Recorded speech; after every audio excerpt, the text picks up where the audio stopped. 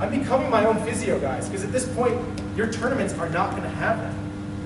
ADT, Asian Development Tour, we don't travel that way. Asian Tour, you have access.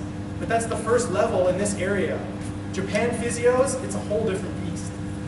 They're going to do some crazy stuff to you. But my point is, you have to learn to become your own doctor, your own physio. Right? So you have a neck problem, you show me how you do it. I know you have a trap problem. What would you do? This guy had a bad neck 2 days ago. Today it feels a lot better. So obviously he's doing something well. Gets right in. Look at his face. You see how as soon as he starts squinting his eyes, he's in pain. That's when you know.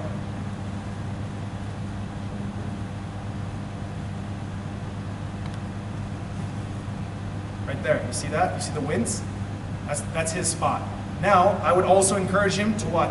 Get the arm moving a little bit and then work down the blade of his scapula. Right through here. Find that spot.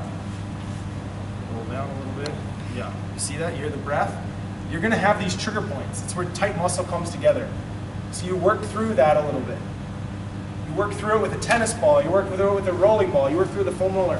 Whatever you have access.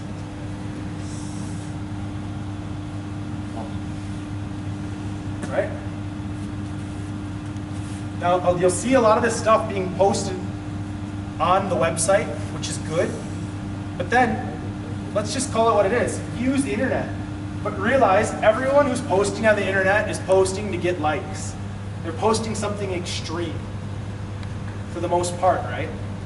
You don't need to go in and use a 10-pound weighted bell to pull from my head so that I feel the big, no. The reason they're posting it again is so they can get social media feed, right?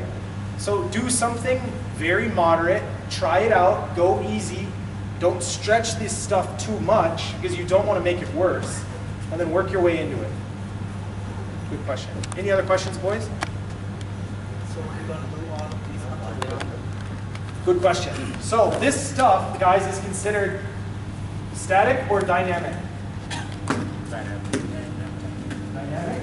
Dynamic-ish? Are you sweating? Yeah. Is anyone sweating? Is anyone still sweating from outside? Yeah, that's probably more likely.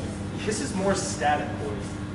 When you're stretching tissue across, and you're getting a little bit of motion like this is just, it's considered static.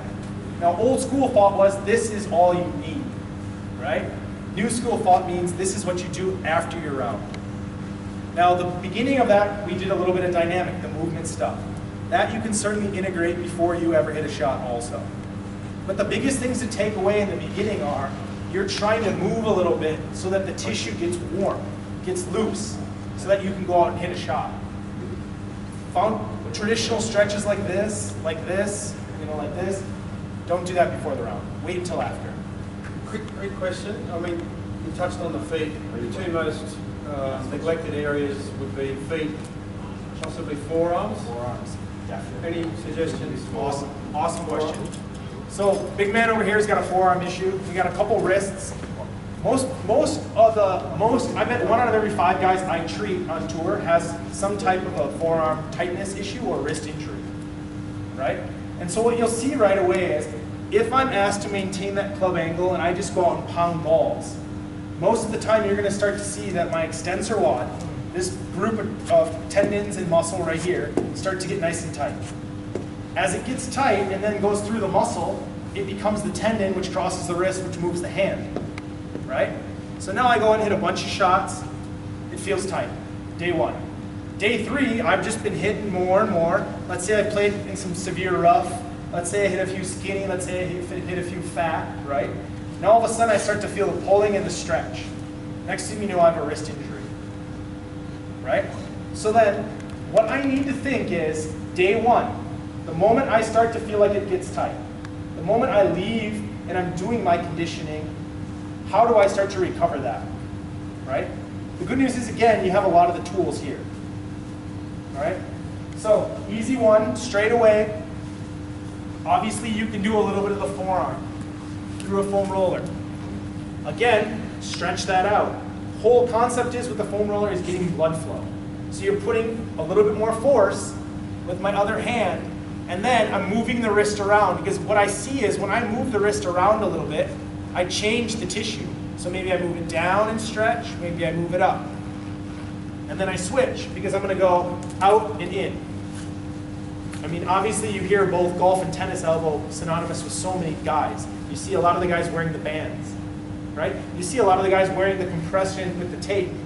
A lot of that's due to just forearm tightness that built up over time. And then improper swing mechanics with the wrist, right? So let's say I continue that. I can certainly use a ball. I get on that spot. Oh, for me, this is terrible right here. I move it around. Make sure though, if I feel like I get to a spot, say I get inside here, and I go over it and it feels a little stingy, right? Any Chinese guys in here? No? Any Mapi? Any Mapi? Yeah. So if you feel like there's numbness in the hand because of where you're pushing, that's a nerve.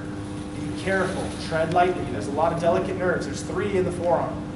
If I go over it, I feel it, oh, that's the spot. I feel that numbness. Don't keep hammering it, because if you get any of that nerve entrapment, the next day you're going to lose feeling. That's how sensitive it can get. Another great thing to do is honestly, if you're anywhere, a lot of guys carry little tools, right? A little gua sha tool, a little horn, a little something they can feel like they even scratch through a little bit. So I use my environment. I go over here, I see a cup. Better yet, I see a plate. I saw Coach had lotion. Boom, every hotel room has lotion.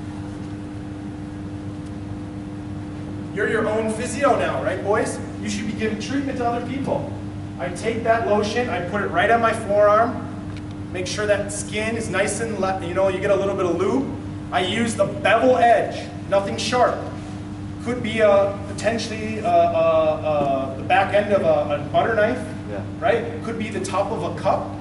But what I do is I start to get through. You see my tendons. Yeah. They start to move because I'm getting through. And what you hear that grittiness? That's scar tissue, boys. Every single person here has scar tissue in that part of their body. So now I'm just going through all the way up from where my tendons start to where they insert onto the bone, and I'm doing what? My own therapy. Right? Now again, should I be rubbing at this until what? I start to bleed? Until I feel like, oh, no. You go at it easy, right? Because I know that's the spot. I give it 30 seconds. Maybe I do it a little bit longer. Maybe I start to move the wrist a little bit. Oh, that's a good spot right there. That's a little grizzly. I get through that. Hey, what? I feel better. I feel good, right? And this is part of it. Every single guy on tour is getting forearm stuff done. That's just the truth of how you guys are playing so much with your wrists, with your ankles, right? So learn how to master your own environment. Easy, right? Good question. Other questions, Coach? How are we going? Boys? Everyone their own personal doctor now? Right? What I mean is the first day you get to that hotel room, that's going to be base camp. You take a look at what you have. Most of the time you're going to have something you can heat up some water. Right away you think, at least I can make noodles. Actually, I do have one more. Maybe you've touched on it, I'm not sure. Pec tightness. Sure. Up in here, pulling your shoulders forward. We know we want to have good backs, wider shoulders. Sure. Good work through the back. This can be an issue. Sure. So Coach asks a brilliant question, and again, a lot of this will be touched on with strength too, but if lower body's pretty tight, we obviously know rounding of the shoulders is an issue, especially with technology now, right? So the big things here are pec minor and anterior chest is pulled forward, rounding the shoulders. The biggest cause of that is weakness in scapular stability. So what we'll teach you tomorrow, and we're certainly going to have it on the website, is drills where you feel like you're retracting your shoulders and starting to engage. But I already know I'm tight, right? So stretching is huge. So here, we're just, again, mastering our environment. We're stretching out the pec. Pec major, the big one here, is a stretch with your arm straight across. And all I'm doing is just turning my head and my shoulders all the way. Easy. I come back in. I come back out, maybe I push into the wall a little bit to activate my pec, then I stretch. Again, I push into the wall, then I stretch. From that point, I've gotten pec major. Now I need to go at the top one, the really tight one right below the clavicle here. I go nice and tall at an oblique angle, and I do the same thing. Come in, come out. Maybe I'm lucky and I have a door frame. I push into the door frame, stretch. Push into the door frame, stretch. Maintaining the correct back angle. I'm not hyperextending, right? I'm maintaining that shoulder stability. I'm pushing all the way back. Remember, if you're rounding forward, you need to do something to help round back. This is so important for posture and leads directly into technique in management of, say, path and plane of your swing. If this rolls forward and your arm is set this way, there's a good chance that your elbow is going to start tracking this way. And you're going to get the incorrect shoulder rotation, which can lead to this sort of motion. Sure. All of a sudden now, you're out and up, across, drop, fall. Good players that go in, up, will probably go this way. No good. So the type of shoulder rotation we want is we need this scapula working here, so this is in position so that with the correct wrist action here, we can get the correct shoulder rotation into your backswing. So this directly links into potential changes in your technique without even you knowing it, simply because you haven't done your maintenance work and your body work. So you advance it, you do something with the band. This is helping two different ways. What am I doing with my chest? What am I doing with my posterior chain, my back? I'm squeezing it. I'm feeling an activation back there, right? I see a lot of guys doing the lower trap work like this. It's beautiful. It's all scapular stability. I'm pulling the shoulder back. I'm making sure that GH joint is sitting in the right spot, and I'm activating back posterior chain to hold it in the right position, right? This leads to, boys, a lot of this is due to posture.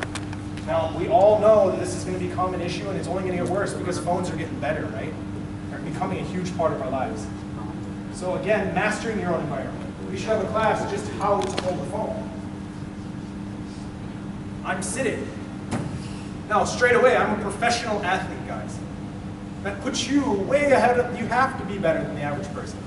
So, if coach is talking to me, if I'm able to sit in a chair, what am I doing? I'm doing what a professional athlete should do, which is hold myself more accountable. So I slide my bum all the way back to the chair. Why? Because now my lumbar spine has nowhere to go. From that point, all I'm doing is rounding my shoulders back, maintaining my head over my shoulders, and look, wow, here we go. Now let's say I get on my phone. It's very easy to what? Get down into this position. Is this how I golf though? Right? Can I maintain the ankles node that way? So what? I use the big muscles to help.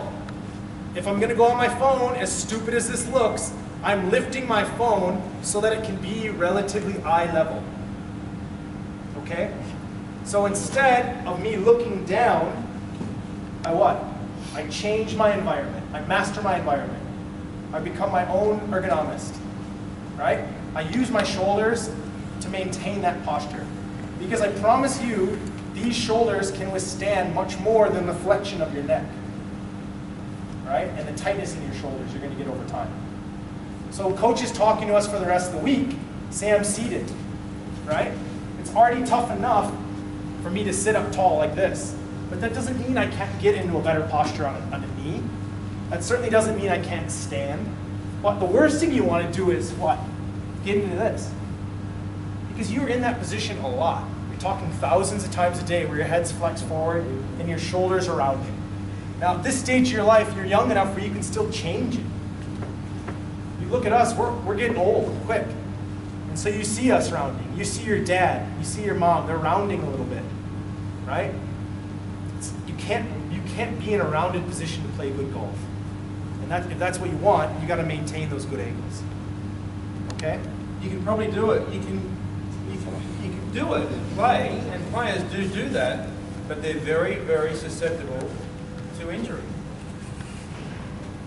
And can really destroy careers or cut short careers. Sure. What about for people who use phones in the toilet? Use phones in the toilet? Fair enough. Again, I would suggest that you stand up like that so you engage. well, true story. I mean, everyone knows the squatting toilets in Asia are a big thing, right? The reason you're squatting is when you're in a position like that, obviously you have a lot more ability to go to the bathroom, much better, right? But when you're in a toilet, let's say I'm in this toilet position. First off, I'm putting a lot of pressure on the backs of my legs, which means a lot of people start to get the numbness in their toes because they've been on their phone for the last 40 minutes. Instagram, Facebook, whatever it is, right? So you have to think, if that's the position I'm getting in, right? Certainly what you're doing is you're getting things stretched out a little bit so the nerves don't get entrapped. And certainly, again, you're changing your environment so that your eyes are only moving a few centimeters up and down for your phone. As soon as you start flexing a lot, you're going to have a potential for a lot more disc-related injury. But get off your phone. Get off your phone. All right, boys, good job.